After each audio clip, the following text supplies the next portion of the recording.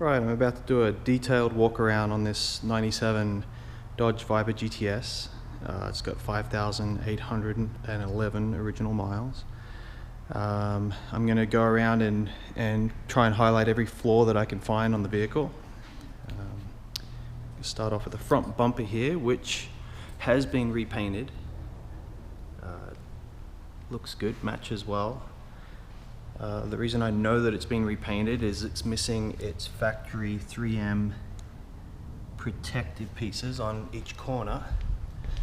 It's usually one of the first things I look for. If you look over on this 2000 model here, you'll see what I'm talking about. Those little guys there. You'll also find them on the exhaust shields, and they're in place on this guy. So I believe everything else is original. These are a tough car to analyze for paint because they were hand painted. Let's go over the hood. Nothing significant on the hood, just the natural fibers showing through, which is common on these cars. Windshield, no chips or cracks that I can find. Common issue on these guys are the doors tend to sag over time. It kind of wears on the seals. You'll see the wear there. I'll go over the interior in more detail in a little bit. Try and get a side profile of the door. There's a little bit of waviness in the doors, and that's just how they are. Varies in degree. I've had a lot of these, but some of them are worse than others. Car's all stock with the exception of a Corsa catback exhaust system. It sounds really nice, especially since this is a 97, has a more aggressive cam. They smoothened about 2000 and up, so it has a nice rumble to it. And get this other door consistent with the other side. Again, some door sag, maybe a little worse on this side actually. You can see the wear on the seal there. So one of the reasons the paint work's hard to detect on these is the paint lines, they don't look factory, but that's how they all look. That white stuff is wax residue. A little bit of oxidization on the gas cap there. There's a small blemish back here on the tail. Nothing too major, but it's there. All the panels line up pretty well. That's a little hit and miss too on these cars. Tires are original, and the way you tell is the DOT number. The last 3 digits there indicate that that tire was manufactured in the 43rd week of 1996. So original rubber all the way around. Plenty of tread, but obviously they're 20 years old, so would probably consider replacing those if you're going to drive the car.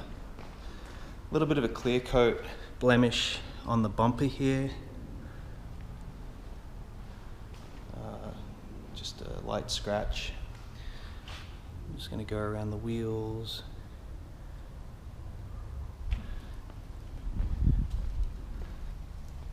Pretty good shape.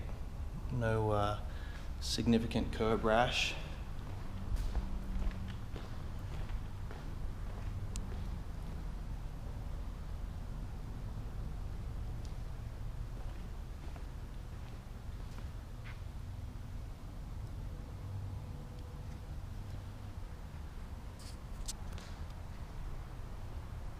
Nothing to speak of on the roof.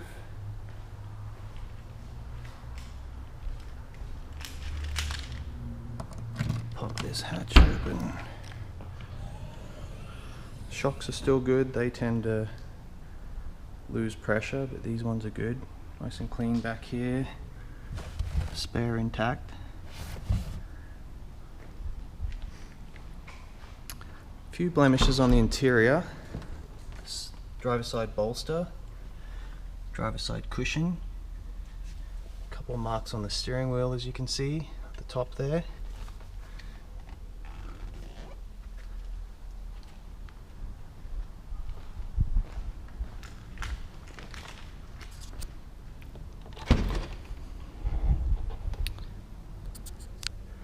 Little mark on the dash right there.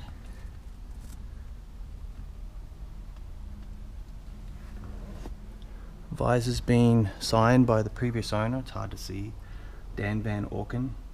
When I was purchasing the car, I did some research and realized that he was somewhat of a legend in the auto industry, so I had him sign the visor.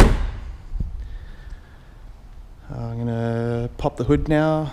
I guess I can do it with the camera rolling. Not a lot of people know how to pop these. It's like a two-step deal.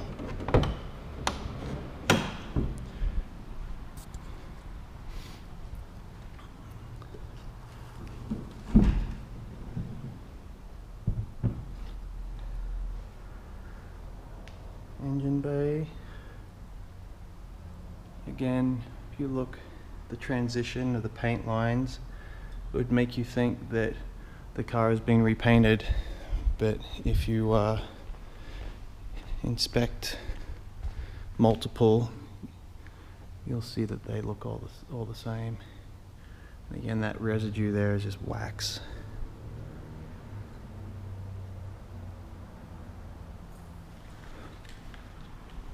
Fire it up.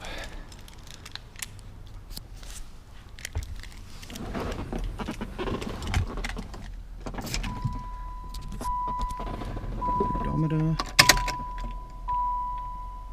let the fuel pump cycle.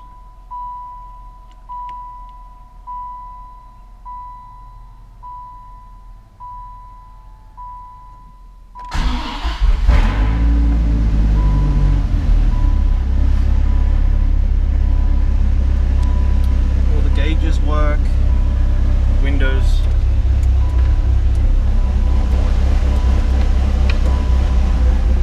air conditioning works well.